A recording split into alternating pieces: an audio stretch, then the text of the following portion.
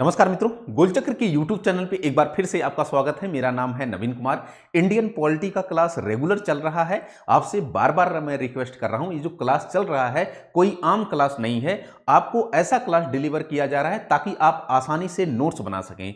किसी प्रकार की पीपीटी का सहारा नहीं लिया जा रहा है, कोई जल्दीबाजी नहीं की जा रही है, कोई ये नहीं कि शॉर्टकट तरीका अपनाया जा रहा है। एक दीर्घकालिक प्रोसेस के अंतर्गत, एक अस्थायी उपबंधों के अंतर्गत आपके सिलेबस के अकॉर्डिंग, चाहे वो प्रारंभिक परीक्षा का एग्जाम हो या फिर मुख्य परीक्षा का एग्जाम हो, दोनों को टारगेट करते हुए एक क्लास आपको डिलीवर किया जा रहा है। मेरे प्यारे भाई, मेरा आपसे रिक्वेस्ट है, सलाह है, सब कुछ है। इस 31 साल के अनुभव में मैं आपको बार बार यह कहता हूं कि आप अपना नोट्स जरूर बनाएं। आपका जो अपना नोट्स होगा वो आपकी अपनी किताब होगी, आपकी अपनी शब्दावली होगी, आपके अपने कंटेंट होंगे।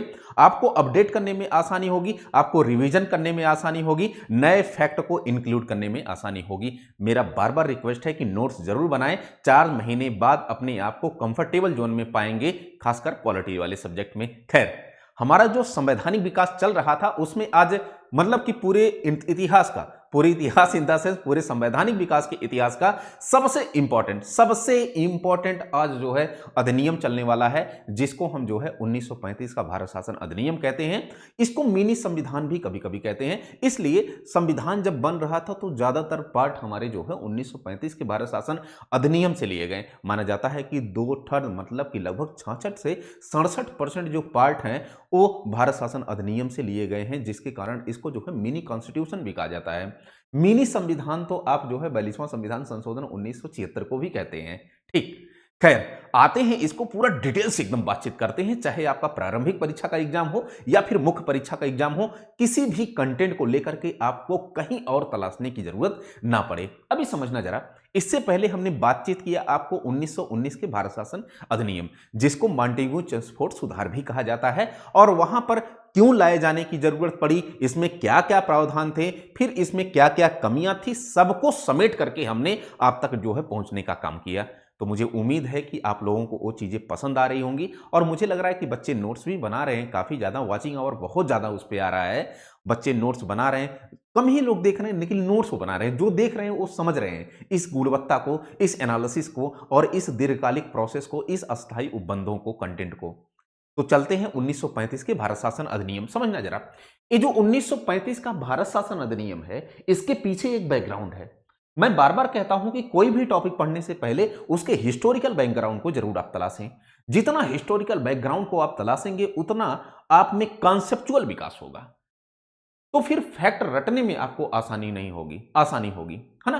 फैक्ट को याद करने में आसानी आपको होगी। समझना जरा, ये 1935 का जो भारत शासन अधिनियम है, इससे पहले एक और अधिनियम लाया जाता है, जिसको हमने कहा था क्या, 1919 का भारत शासन अधिनियम। भारत शासन अधिनियम, अब समझना जरा, भारत शासन अधिनियम। ये जो 1919 का भारत शासन अधिनियम है, इस 1919 के भारत शासन अधिनियम में जितने भी प्रावधान किए गए थे, सारे प्रावधानों की चर्चा हमने कल कर दी है। जा करके पिछला वाला क्लास आप देखेंगे, फिर एक क्लास देखेंगे तो आपको ज्यादा समझ में आएगा, इसलिए कि बैकग्राउंड वहां पर छुपा हुआ है। एक क्रोनोलॉजी आपको दिखाई पड़ेगी 1919 से 1935 तक। तो जा करके पिछला क्लास देखें, देन एक क्लास देखेंगे तो ज्यादा समझ में आएगा। खैर, थोड़ा सा हम समझते हैं कि जो 1919 का अधिनियम था, कहा गया कि भाई इसके प्रावधानों की जांच करने के लिए 10 वर्ष पश्चात एक जो है वैधानिक आयोग का गठन किया जाएगा, और यह वैधानिक आयोग जो गठित किया जाएगा जांच करेगा कि क्या 1919 के भारत शासन अधिनियम में जो भी प्रावधान किया गया था, क्या वो सफल हो पाया कि नहीं हो पाया। तो यहां पर एक पॉइंट्स मैंने आपको लास्ट में लिखवाया था कि इसकी जांच के लिए, इसकी क्या जांच के लिए एक वैधानिक आयोग का गठन किया जाएगा। क्या, वैधानिक आयोग का गठन किया गया। अब समझना जरा, वैधानिक आयोग का गठन कहा गया कि 10 वर्ष पश्चात किया जाएगा। कितने वर्ष पश्चात? 10 वर्ष पश्चात। लेकिन यहां पर हुआ क्या कि 1927 आते आते साइमन कमीशन का गठन कर दिया जाता है। और साइमन कमीशन क्यों गठित किया गया? 1919 के भारत शासन अधिनियम की जांच करने के लिए, और अपनी रिपोर्ट देने के लिए, और एक प्रकार की भारत की जो है सामाजिक और राजनीतिक तथा प्रशासनिक परिस्थितियों पर अपनी एक जो है अलग से रिपोर्ट पेश करने के लिए साइमन कमीशन भारत आया था। तो ये जो वैधानिक आयोग है, वही वैधानिक आयोग कब गठित किया गया? 1927 में ही गठित किया गया। कौन? Simon commission. कौन? सर जॉन साइमन की अध्यक्षता में। ठीक है ना? तो एक बार सुनना जरा, थोड़ा सा साइमन कमीशन को लेकर के बातचीत करते हैं। साइमन कमीशन, ये जो साइमन कमीशन, अच्छा मजे की बात है कि जो मास्टर थोड़ा सा हिस्ट्री की जानकारी रखेगा वो पॉलिटी आपको बेहतर बढ़ाएगा, क्योंकि जो पॉलिटिकल बैकग्राउंड है ना वो हिस्टोरिकल बैकग्राउंड में छुपा हुआ है। ठीक, तो ये जो साइमन कमीशन है, इधर आप अगर साइमन कमीशन को देखें तो 1927 में इस साइमन कमीशन का गठन किया जाता है। ठीक है, ये वैधानिक आयोग है जो कि प्रावधान किया गया कि 10 वर्ष पश्चात एक वैधानिक आयोग का गठन किया जाएगा, तो वही है 1927 में गठित किया गया। ये 1928 में भारत आता है, समझना जरा, ये भारत आता है। और मजे की बात है कि इसके जो अध्यक्ष थे, समझिएगा, इसके जो अध्यक्ष थे वो कौन थे? सर जॉन साइमन थे। सर जॉन साइमन थे। अब समझना जरा, इस अध्यक्ष सहित टोटल कितने सदस्य थे? तो टोटल जो है 7 सदस्य थे। इसके सहित मतलब कि अध्यक्ष सहित टोटल जो है कितने सदस्य थे? तो आपको बताना है 7 थे। और मजे की बात है कि ये जो सातों हैं ये सभी क्या हैं? अंग्रेज हैं। सभी क्या हैं? अंग्रेज हैं। अब समझना जरा, मुद्दा किसका है? भारतीयों का। समस्याएं किसकी हैं? भारतीयों की। क्षेत्र किसका है? भारतीयों का। राजनीतिक व्यवस्था पर बातचीत किसके करनी है? भारतीयों की। प्रशासनिक समस्याएं क्या आ रही हैं? भारतीयों को लेकर आ रही हैं। सामाजिक, आर्थिक और राजनीतिक समस्याएं किसके लिए आ रही हैं? भारतीयों के लिए। तो एक भारतीय अगर उसमें शामिल होता, कुछ भारतीय शामिल होते तो शायद इसका मूल्यांकन, ये जो रिपोर्ट है इसमें जो प्रावधान किया जाने वाला है वो काफी बेहतर हो सकता था। भारतीय इसलिए गुस्सा ज्यादा थे कि भाई समस्या भारतीयों की है और आप सारे लोग इसमें जो है अंग्रेज बैठे हैं, एक क्या जो है इवेल्युएशन करेंगे, असेसमेंट करेंगे, मूल्यांकन करेंगे। इसलिए जो है साइमन गो बैक के नारे लगाए गए। क्या? साइमन गो बैक के नारे। अभी देखना जरा इनका प्रावधान, ये अपनी जो रिपोर्ट है 1930 में ये अपनी रिपोर्ट देते हैं। कब देते हैं? 1930 में ये अपनी रिपोर्ट देते हैं। और इस रिपोर्ट में बहुत गड़बड़ गड़बड़ प्रावधान, कुछ भी भारतीय राजनीति और सामाजिक और आर्थिक डायमेंशन से या प्रशासनिक डायमेंशन से कि भारतीयों की भागीदारी वगैरह बढ़ सके, किसी प्रकार की जो है स्वायत्तता मिल सके, किसी प्रकार के मुद्दों पर बातचीत ही नहीं हुई। इनका प्रावधान क्या था? इनका प्रावधान ये था कि हम जो है आगे चल करके द्वैध शासन पद्धति को अपनाएंगे। इन्होंने द्वैध शासन पद्धति की बात की। जरा इनके प्रावधान को समझ लीजिए, फिर आपको एक 1935 के भारत शासन अधिनियम के बैकग्राउंड को समझने में आसानी होगी। इन्होंने द्वैध शासन पद्धति की बात की। इन्होंने कहा कि हम सांप्रदायिक निर्वाचन पद्धति, जो सांप्रदायिक निर्वाचन पद्धति बांटो और राज्य करो की नीतियों पर आधारित थी, वो सांप्रदायिक निर्वाचन पद्धति के विस्तार की बात करते हैं। सांप्रदायिक निर्वाचन पद्धति। फिर ये क्या कहते हैं? कहते हैं कि भैया बर्मा को भारत से अलग कर दीजिए। ये बर्मा को भारत से अलग करने की बात करते हैं। ठीक है ना? ये 2 पॉइंट हुआ। अब इधर थोड़ा सा आइए, आप यहां पर सारे पॉइंट्स हम लोग ले लेते हैं। बर्मा को ये भारत से अलग करने की बात करते हैं। फिर कहते हैं कि हम एक अखिल भारतीय संघ का निर्माण करेंगे। अखिल भारतीय संघ की ये बात करते हैं। ठीक ना? 3 पॉइंट हुआ। फिर एक कहते हैं कि राज्यों में सरकारों का विस्तार होगा। क्या कहते हैं? राज्यों में सरकारों का विस्तार। फिर इसके बाद ये क्या कहते हैं? ये कहते हैं भैया जो उड़ीसा और सिंध है इसको अलग प्रांत बना दिया जाए। तो ये भी कहते हैं उड़ीसा और सिंध को एक अलग प्रांत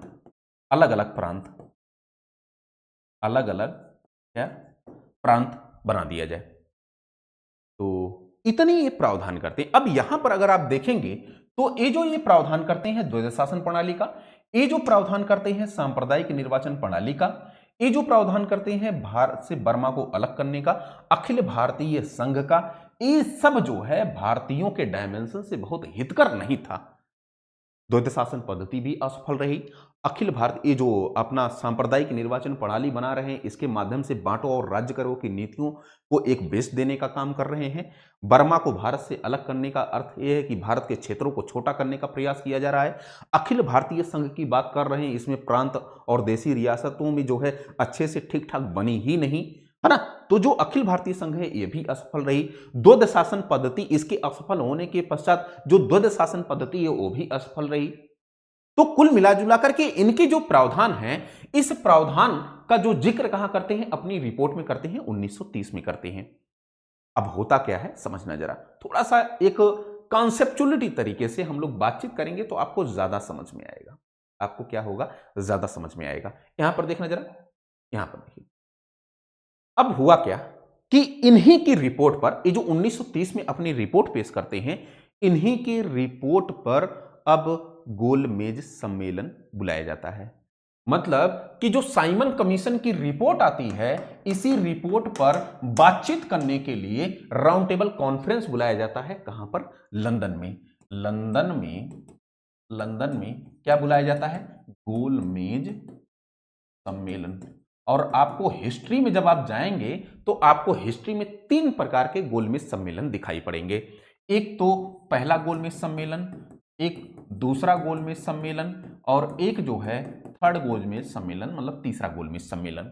जो पहला वाला गोलमेज सम्मेलन हुआ था, एक कब हुआ था, तो आपको बताना है 1930 में हुआ था। दूसरा जो गोलमेज सम्मेलन है ये 1931 में हुआ था, और तीसरा जो है यह 1932 में हुआ था। इतनी बातें क्लियर? यहां तक किसी प्रकार की दुख दर्द, किसी प्रकार की समस्या तो नहीं ना?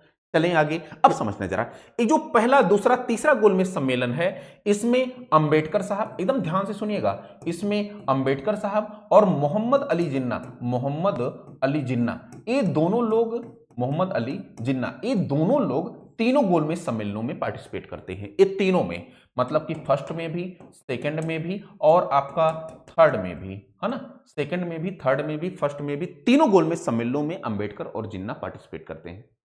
किसी प्रकार की समस्या तो नहीं? दूसरा वाला जो गोलमेज सम्मेलन है, इसी गोलमेज सम्मेलन में कांग्रेस ने क्या किया, भागीदारी अपनी ली।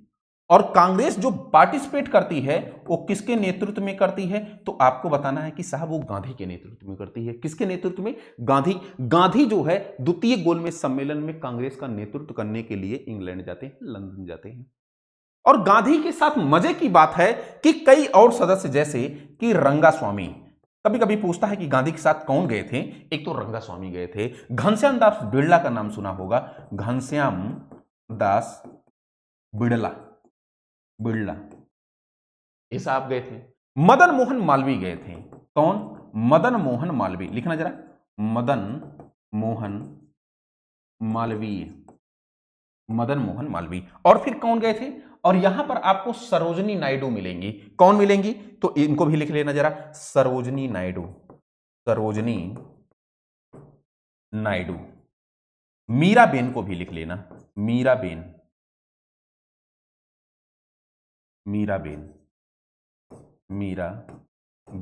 देवदास गांधी को भी लिखना।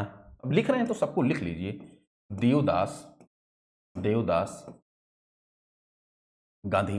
ये सारे लोग, रंगास्वामी, घनश्याम दास बिड़ला, मदन मोहन मालवीय, सरोजनी नायडू, मीराबेन, देवदास गांधी, ये सभी लोग कहां जाते हैं? गांधी के साथ सेकंड गोलमेज सम्मेलन, सेकंड राउंड टेबल कॉन्फ्रेंस में पार्टिसिपेट करते हैं कांग्रेस की तरफ से। अब समझना जरा, यहां पर गांधी के साथ क्या हुआ, क्या नहीं, क्या कुछ सहमति बन पाई, ये हिस्ट्री का विषय है। लेकिन अब किन मुद्दों पर गोलमेज सम्मेलन में बात हो रही थी, वो जो है साइमन कमीशन के इसी द्वैध शासन प्रणाली, सांप्रदायिक निर्वाचन पद्धति, भारत को बर्मा से अलग करना, अखिल भारतीय संघ का निर्माण करना, उड़ीसा और सिंध को अलग अलग प्रांत बनाना, है ना, राज्यों में जो है सरकारों का विस्तार, इन्हीं मुद्दों को लेकर के बातचीत चल रही थी।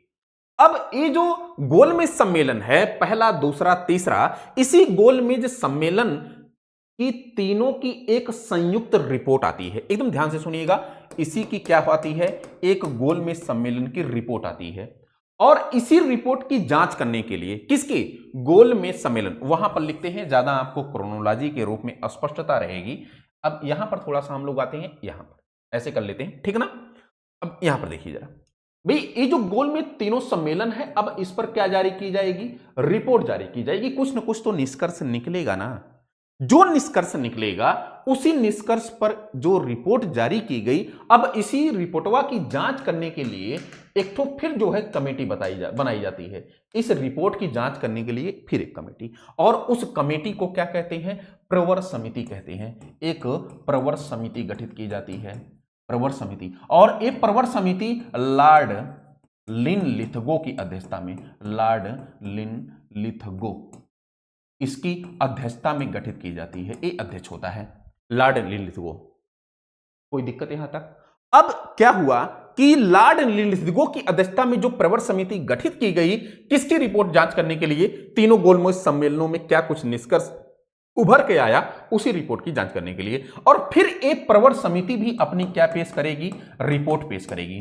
एक प्रवर समिति भी अपनी क्या पेश करेगी? रिपोर्ट पेश करेगी। और फिर इसी रिपोर्ट को एक विधेयक का स्वरूप दे करके कहां पर पेश किया जाएगा? आपने बताना है कि साहब ये ब्रिटिश संसद में पेश किया जाएगा। यहां तक किसी प्रकार का दुख दर्द, कोई समस्या नहीं है ना? तो जब ब्रिटिश संसद में एक विधेयक बना करके ये रिपोर्ट पेश की गई और ब्रिटिश संसद में जब एक पास हो जाता है तो इसे क्या कहते हैं? भारत शासन अधिनियम, अधिनियम 1935 कहते हैं। यहां तक किसी प्रकार की समस्या आपको? जो आप पढ़ रहे थे क्या भारत शासन अधिनियम, वो कहां से हो करके आया? क्या इतनी क्रोनोलॉजी आप समझ सकते हैं? मुझे लगता है कि सिविल सर्विसेज की तैयारी करने वाला हर बच्चा इसको जो है एडाप्ट करना चाहेगा।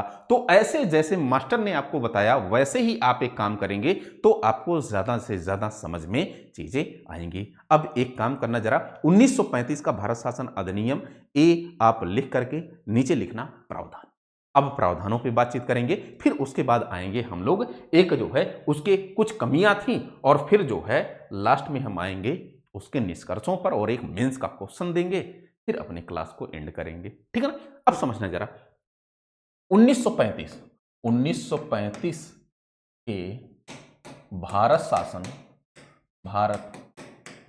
शासन अधिनियम, अधिनियम इसके क्या प्रावधान, इसके प्रावधान। अब एक चीज जरा समझना, आप एक चीज जरा समझना, अगर मैं ये कहूं कि भाई 1935 का जो भारत शासन अधिनियम है ना, 1935 का जो भारत शासन अधिनियम है उसमें क्या क्या प्रावधान किया गया था, तो अगर मैं कहूं कि इसमें भाई क्या क्या प्रावधान किया गया था तो आपको समझने में बड़ी आसानी होगी, इसलिए हमने कई बिंदु आपको डिस्कस कर दिए हैं। ठीक है ना? पहला पॉइंट समझना जरा, यह एक प्रकार का विस्तृत और जटिल प्रलेख था। ये जो 1935 का भारत शासन अधिनियम है ना, एक प्रकार का बहुत विस्तृत और बहुत बड़ा और एक जटिल प्रलेख था। क्यों था? क्योंकि इसमें 321 अनुच्छेद थे, 14 भाग थे और 10 अनुसूचियां थी।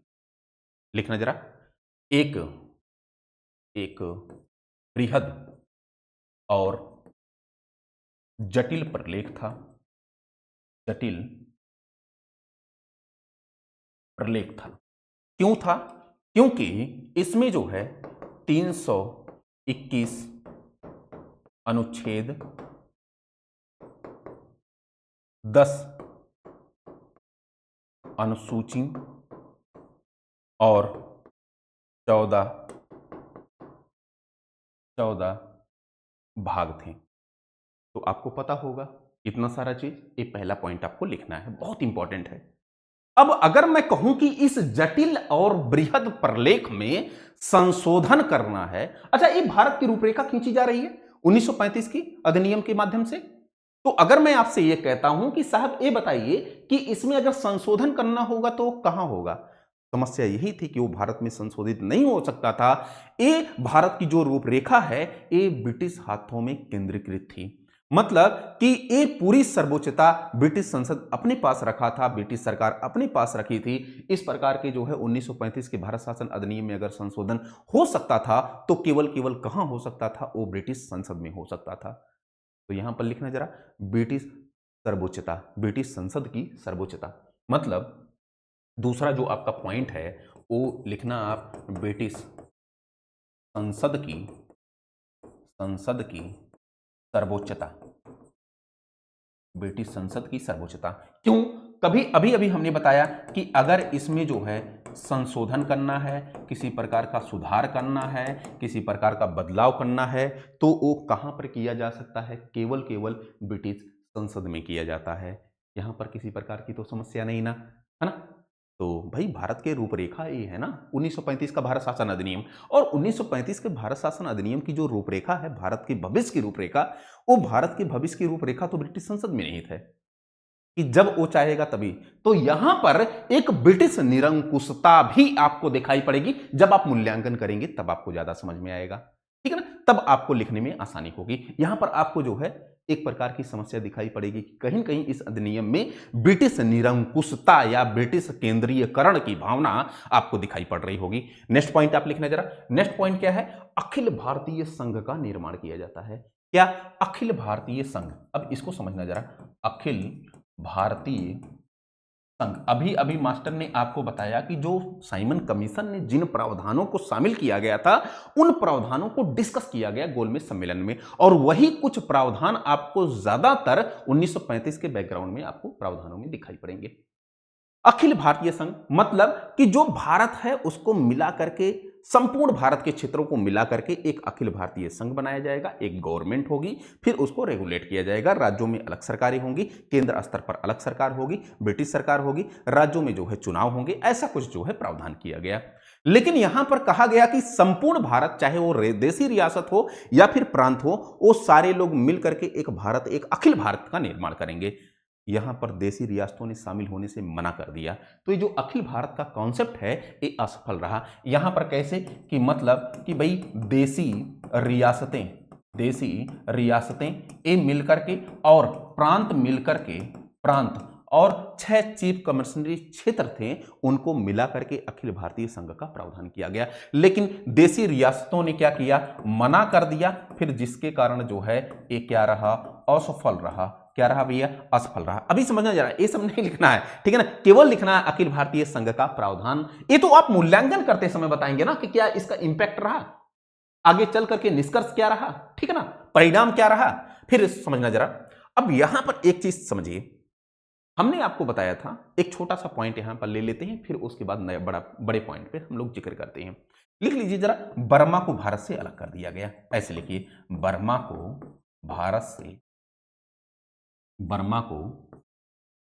भारत से अलग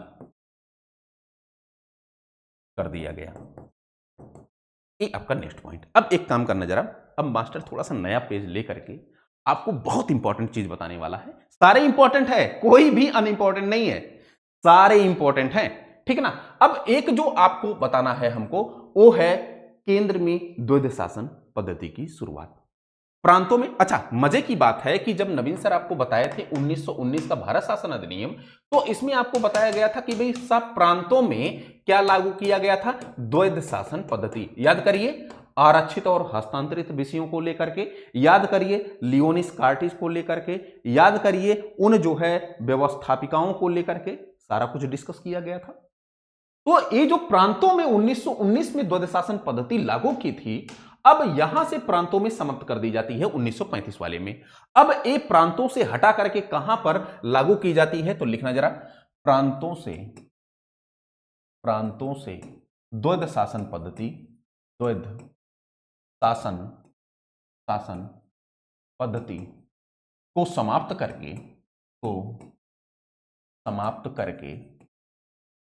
करके केंद्र में द्वैध शासन पद्धति को लागू किया जाता है। अब एक चीज समझना, बार बार एक क्वेश्चन पूछा गया है। तो द्वैध शासन पद्धति क्या होता है? जब किसी प्रांत या किसी नेशन में, किसी देश में दो अलग अलग विषयों पर दो अलग अलग शक्तियां या प्राधिकरण या नियम या निकाय या फिर सरकारें कानून बनाने लगे, तो उसको क्या कहते हैं? द्वैध शासन पद्धति। मतलब कि किसी एक क्षेत्र में जब दो लोग दो अलग अलग विषयों पर कानून का निर्माण करने लगे, तो उसको हम क्या कहते हैं? द्वैध शासन पद्धति। अब दो अलग अलग विषय कौन से हैं केंद्र में? तो जो केंद्र अपना है, एकदम ध्यान से सुनिएगा नहीं तो आपको कंफ्यूजन बहुत ज्यादा होगा। यहां से प्रांतों से हटा करके अब कहां पर लाया जा रहा है? केंद्र में द्वैध शासन पद्धति। तो जो केंद्र है इसका केंद्रीय विषय होगा। क्या होगा? केंद्रीय विषय।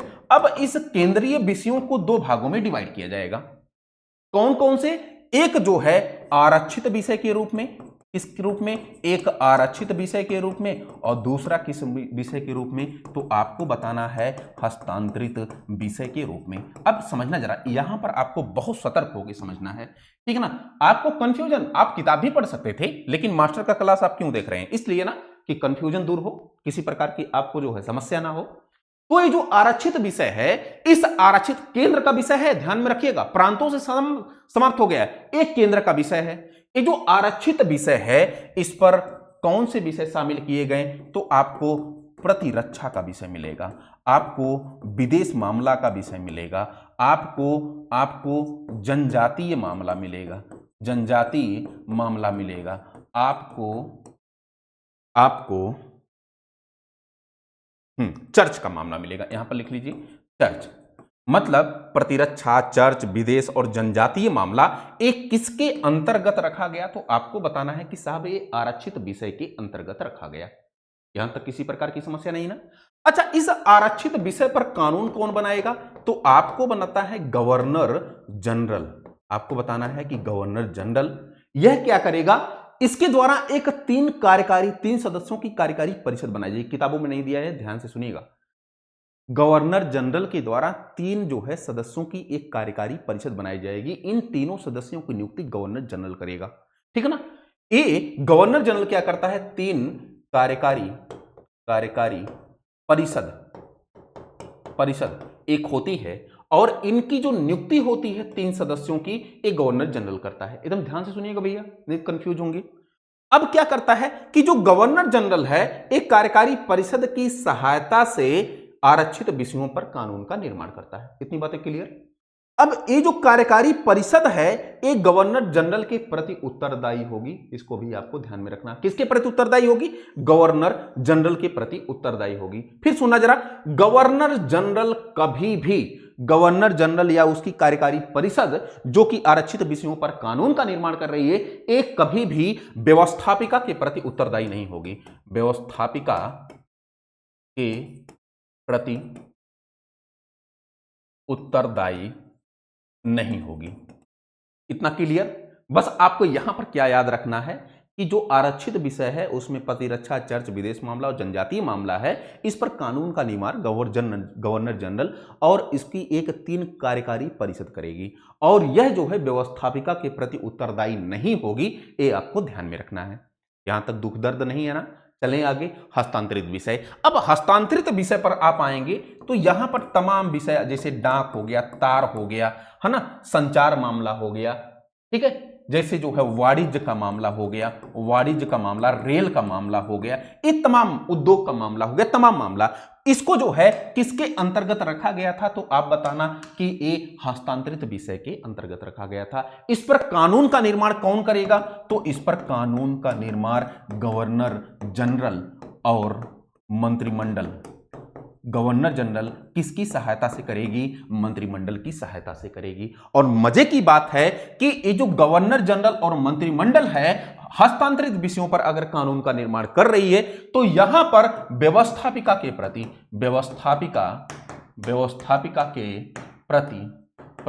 क्या होगा? उत्तरदायित्व सुनिश्चित करना होगा। जैसे नहीं कहते हैं कि हमारी जो कार्यपालिका होती है वो लोकसभा के प्रति जिम्मेदार होती है, लोकसभा के प्रति उत्तरदायी होती है, तो हमारी जो मंत्रिमंडल है वो लोकसभा के प्रति उत्तरदायी होती है। ऐसा ही ये भी एक प्रकार का क्या है? मंत्रिमंडल है, कार्यपालिका है, जो कि किसके प्रति उत्तरदायी हो रही है? व्यवस्थापिका के प्रति। लेकिन वहां पर आपको व्यवस्थापिका नहीं। अब क्या आपको क्लियर हो गया कि प्रांतों से द्वैध शासन पद्धति को समाप्त करके केंद्र में द्वैध शासन पद्धति को लाया गया? यहां तक तो समस्या नहीं ना? नेक्स्ट पॉइंट जरा लिखिए मास्टर का। नेक्स्ट पॉइंट क्या है कि 6 प्रांतों में द्विसदनी विधायिका का प्रावधान किया गया। द्विसदनी विधायिका का प्रावधान। अरे वही विधायिका, जैसे हम कहते हैं ना कि विधानमंडल, और उस विधानमंडल का जिक्र किस अनुच्छेद में है? अनुच्छेद 169 में है, ठीक है ना? अब ये जो विधानमंडल है, इस विधानमंडल में दो सदन आपको दिखाई पड़ेंगे, विधानसभा और विधान परिषद। तो यही कह रहा है कि जो प्रांतों में जो विधायिका थी, उस विधायिका मतलब कि प्रांतीय विधानसभा, अब उसको जो है द्विसदनीय बना दिया गया। कितने प्रांतों में? 6 प्रांतों में।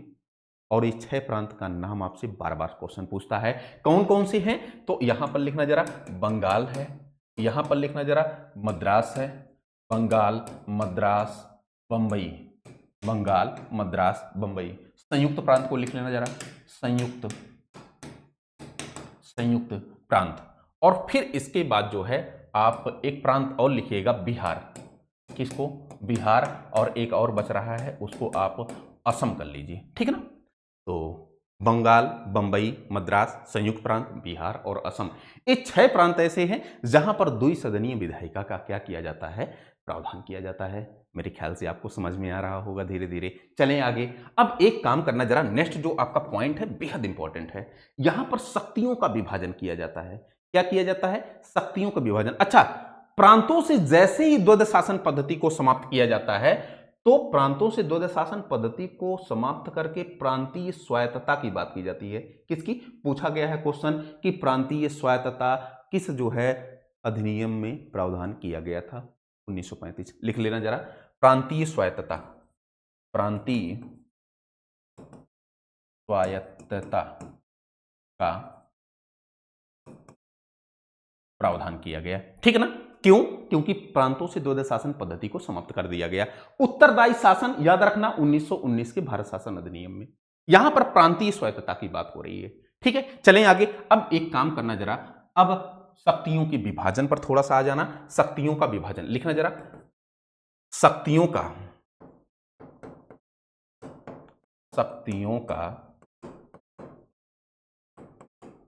विभाजन किया गया। और ये जो शक्तियों का विभाजन किया जाता है, ये 3 रूपों में आपको दिखाई पड़ेगा। किन किन रूपों में? 3 रूपों में। पहला आपको दिखाई पड़ेगा केंद्र सूची के रूप में, दूसरा आपको राज्य सूची के रूप में दिखाई पड़ेगा, और तीसरा आपको एक समवर्ती सूची के रूप में दिखाई पड़ेगा। अब यहां पर समझना जरा, ये जो केंद्र सूची में कितने विषय शामिल किए गए थे? 59 विषय।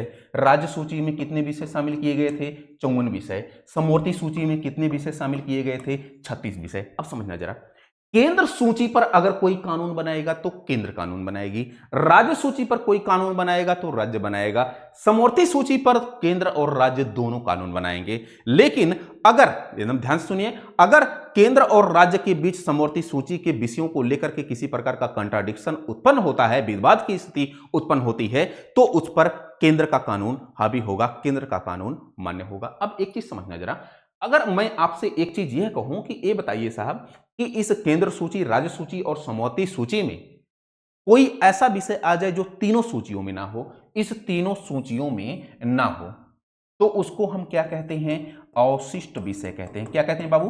अवशिष्ट विषय। तो क्वेश्चन पूछा कि अवशिष्ट विषय का प्रावधान गवर्नर जनरल को किस अधिनियम के तहत मिला? तो अवशिष्ट जो शक्तियां हैं, इस अवशिष्ट शक्तियां को किसके हाथों में सौंपा गया? तो आपने बताना है कि गवर्नर जनरल के हाथों में सौंपी गई। मतलब अवशिष्ट शक्तियों पर कानून निर्माण किसके अधिकार में दिया गया? Governor general. इतने समय अवशिष्ट शक्तियों पर कानून बनाने का अधिकार किसका है? संसद का है। अगर मैं कहूं कि यह प्रावधान कहां से लिया गया है कि केंद्र अवशिष्ट शक्तियों पर कानून बनाएगा, तो आपको बताना है कनाडा से ये प्रावधान लिया गया है। जब हम संविधान के जो है तमाम और बिंदुओं को पढ़ेंगे तो उसमें बताएंगे कि किन किन क्षेत्रों से क्या क्या चीजें अडॉप्ट की गई। तो ये अवशिष्ट शक्तियां, इसको आप नेक्स्ट पॉइंट बना करके लिख लीजिएगा। चलें आगे। अब एक काम करना जरा, नेक्स्ट पॉइंट आपका जो है वो नेक्स्ट पॉइंट है, गवर्नर जनरल को अध्यादेश की शक्ति प्रदान की जाती है। गवर्नर जनरल को क्या? अध्यादेश की शक्ति। अब एक चीज समझना जरा, ये जो गवर्नर जनरल है इसको आप बोलेंगे कि साहब ये राष्ट्रपति की भूमिका में धीरे धीरे आ रहा है। किसकी भूमिका में? राष्ट्रपति की भूमिका में। अगर आपसे क्वेश्चन एकदम क्रोनोलॉजी में आपको बैठा रहा हूं, अभी आप बोलोगे कि साहब मास्टर ने तो बताया था, मास्टर ने एक चीज ये बताया था कि 1861 के भारत परिषद अधिनियम में वायसराय को अध्यादेश की शक्ति प्रदान की गई थी। किसकी? अध्यादेश की शक्ति। तो भैया ये 1935 एकदम जो है स्पष्ट रखिएगा। अगर आपसे गवर्नर जनरल का नाम ले, अगर आपसे राष्ट्रपति के पद का नाम ले कि राष्ट्रपति या गवर्नर जनरल को अध्यादेश जारी करने की शक्ति किस अधिनियम से जुड़ी हुई है, तो आप किस में बताओगे? 1935 के भारत शासन अधिनियम में बताओगे। अगर आपसे क्वेश्चन पूछता है कि वायसराय को अध्यादेश जारी करने की शक्ति किस अधिनियम के तहत दी गई, तो आप 1861 का भारत परिषद अधिनियम बताओगे। ये आप स्पष्ट करके रखना, पूरा नोट करके वहीं पर लिख लीजिए, ठीक है ना। अब आप जानते हैं कि अध्यादेश क्या होता है, कि जब संसद अपने सत्र में ना चल रही हो और तत्काल में कानून निर्माण की जरूरत पड़ जाए, फिर राष्ट्रपति को जो है ये पावर दी गई है। अनुच्छेद 123 के माध्यम से राष्ट्रपति अध्यादेश जारी करता है और अनुच्छेद 213 के माध्यम से राज्यों में राज्यपाल अध्यादेश जारी करता है। इतनी बातें क्लियर, किसी प्रकार की दुख दर्द और समस्या तो नहीं। आगे चलते हैं नेक्स्ट पॉइंट। नेक्स्ट पॉइंट क्या है? नेक्स्ट पॉइंट आपको बताना है कि साहब ये जो आरबीआई है ना, मुद्रा और साख नियंत्रण के लिए, मुद्रा, अच्छे से लिख लीजिए, मुद्रा एवं साख नियंत्रण के लिए आरबीआई की स्थापना का प्रावधान। अब समझना जरा, अगर मैं कहूं कि एक हिल्टन यंग कमीशन, इसको रॉयल कमीशन भी कहा जाता है, एक कब गठित किया गया? 1926 में ये गठित किया जाता है, ठीक है ना। अब इसने भी सिफारिश की कि भैया केंद्रीय स्तर पर मुद्रा के संचालन के लिए, साख व्यवस्था को व्यवस्थित करने के लिए एक जो है एक केंद्रीय बैंक होना चाहिए। आरबीआई की बात हिल्टन यंग कमीशन ने की। फिर जाकर के 1934 में, एकदम ध्यान से सुनिएगा, 1934 में आरबीआई एक्ट पारित किया जाता। क्या? आरबीआई एक्ट पारित किया जाता है, आरबीआई अधिनियम लाया जाता है, भारतीय रिजर्व बैंक अधिनियम 1934 लाया जाता है। फिर उसके बाद 1 अप्रैल 1935 को इसी आरबीआई की क्या की जाती है? स्थापना की जाती है। ये पूरा हमने जो है आरबीआई के बारे में आपको बताया कि 1935 में प्रावधान था आरबीआई की स्थापना को लेकर के, ठीक ना। एक नेक्स्ट पॉइंट आप लिखना जरा। नेक्स्ट पॉइंट, सांप्रदायिक निर्वाचन पद्धति। क्या? सांप्रदायिक निर्वाचन पद्धति। यहां पर अगर आप देखेंगे तो आपको सांप्रदायिक निर्वाचन पद्धति का विस्तार दिखाई पड़ेगा। सांप्रदायिक निर्वाचन पद्धति, इसका विस्तार दिखाई पड़ेगा। और विस्तार हमने क्या बताया था आपको, जो है 1909 में भी बताया था, 1919 में भी बताया था और 1935 में भी ये चर्चा में रहा। 1909 में यहां पर बताया था भाई कि मुसलमानों के लिए पृथक निर्वाचन, और यहां पर हमने बताया कि भाई आपको ईसाइयों को, सिखों को, आंग्ल भारतीयों को और यूरोपियों को इनको पृथक निर्वाचन पद्धति के अंतर्गत शामिल किया गया था। फिर हमने 1935 में यहां पर फिर से विस्तार किया जाता है, किसके रूप में? दलित, मजदूर और महिलाओं को पृथक निर्वाचन पद्धति या सांप्रदायिक निर्वाचन पद्धति के अंतर्गत शामिल किया जाता है। नेक्स्ट पॉइंट जरा लिखना, एक संघीय न्यायालय बनाया जाता है। क्या बनाया जाता है बाबू? संघीय न्यायालय बनाया जाता है। और ये जो फेडरल कोर्ट है, संघीय न्यायालय, इसको क्या कहते हैं? फेडरल कोर्ट कहते हैं। और ये जो फेडरल कोर्ट है, देखिए 1773 के रेगुलेटिंग एक्ट में, ध्यान सुनिएगा, 1773 का जो रेगुलेटिंग एक्ट था, इसमें हमने बताया था 1774 में कलकत्ता में एक सुप्रीम कोर्ट की स्थापना की गई थी। याद करिए, एलिजा इम्पे मुख्य न्यायाधीश, हाइड, चैम्बर्स, लिमेस्टर अन्य न्यायाधीश थे, ठीक है ना। फिर ये हमने बताया कि 1935 में एक संघीय न्यायालय बनाया जाता है और इसके जो मुख्य न्यायाधीश वो कौन है? तो आपको बताना है एलिजा इम्पे हैं। कौन है? एलिजा इम्पे हैं, ठीक है ना। फिर उसके बाद अगर मैं ये कहूं आपसे कि इसकी स्थापना कब की गई थी, तो इसकी जो स्थापना है वह है 1 अक्टूबर 1937 को की गई थी। एक क्वेश्चन बार बार आपसे पूछा जाता है, ये भी क्वेश्चन पूछा जाता है कि कहां पर की गई थी, तो इसको आप बताना, दिल्ली में की गई थी। आधुनिक सुप्रीम कोर्ट कब आया? 26 जनवरी 1950 को अस्तित्व में आया। उद्घाटन कब किया गया आधुनिक सुप्रीम कोर्ट का? 28 जनवरी 1950 को किया गया, ठीक है ना। इतनी बातें क्लियर। चलें आगे। अब एक चीज और जरा देखना कि जो गवर्नर जनरल था, गवर्नर जनरल क्या बोले कि आपातकाल की बात करते हैं कि आपातकाल में अगर गवर्नर जनरल चाहे तो वो जो है प्रांतीय विषयों पर कानून का निर्माण कर सकता था। मतलब कि अगर आपातकाल की स्थिति है तो उस आपातकाल की स्थिति में केंद्र प्रांतों के विषयों पर कानून बना सकता था। लिखना जरा, आपातकाल की स्थिति में प्रांतीय विषयों पर केंद्र कानून बना सकता था। इतनी बातें हुई, किसी प्रकार की कोई समस्या नहीं है ना। चलें आगे, मुझे उम्मीद है कि सारा कुछ आपको अच्छे से स्पष्ट हो रहा होगा, किसी प्रकार की आपको समस्या नहीं होगी, ठीक है ना। तो यहां पर अब देखना जरा, आपातकाल की स्थिति में प्रांत पे कानून बनाया जा सकता था। ये आपका 1935 का भारत शासन अधिनियम हुआ। अब एक काम करना, थोड़ा सा मूल्यांकन करना। 1935 की भारत शासन अधिनियम का कुछ कमियां इसमें थी। कमियां क्या थी, इसका परिणाम क्या निकला, मतलब कि एक तो केंद्र प्रांतों पर हावी था। प्रांतों पर क्या था, हावी था। कैसे हावी था भाई, आपातकाल में केंद्र कानून बनाएगा किस पर, प्रांतीय विषयों पर। शक्तियों का जो विभाजन किया गया था तो वो असमान था। लिखना जरा, शक्तियों का असमान वितरण, शक्तियों का असमान वितरण। फिर लिखना जरा, गवर्नर जनरल को असीमित शक्तियां, गवर्नर जनरल को असीमित शक्तियां। फिर लिखना जरा, सामाजिक आर्थिक सुधारों की उपेक्षा। फिर लिखना जरा, सांप्रदायिक निर्वाचन प्रणाली के माध्यम से बांटो और राज करो की नीतियां, ठीक है ना। फिर लिखना जरा, इस एक प्रकार का जो ये जटिल प्रलेख था और भारत का जो भविष्य है ये ब्रिटिश संसद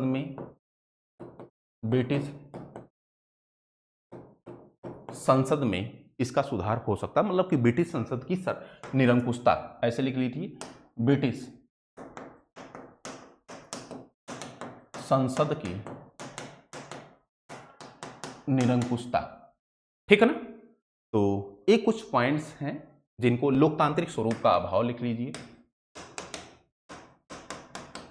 लोकतांत्रिक स्वरूप का इसका अभाव, भारतीयों की कम से कम भागीदारी।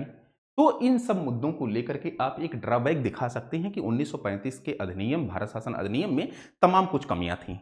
तो एक जरा क्वेश्चन लिखना, वो क्वेश्चन है कि 1935 का भारत शासन अधिनियम के प्रावधानों का आलोचनात्मक विवरण प्रस्तुत करें, ये आपका जो है प्रश्न है। तो कल मिलते हैं। अच्छा, एक चीज और, 1947 का स्वतंत्र भारत अधिनियम अभी नहीं पढ़ाएंगे, ये संविधान सभा की बात पढ़ाएंगे ताकि आपको क्रोनोलॉजी समझने में आसानी हो, सिस्टमैटिक हो चलेगा। माउंट टेबल जो है योजना, लॉर्ड माउंट टेबल योजना लाई जाती है, फिर उसके बाद जो है 1947 के स्वतंत्र भारत के अधिनियम का एक आधार बनता है।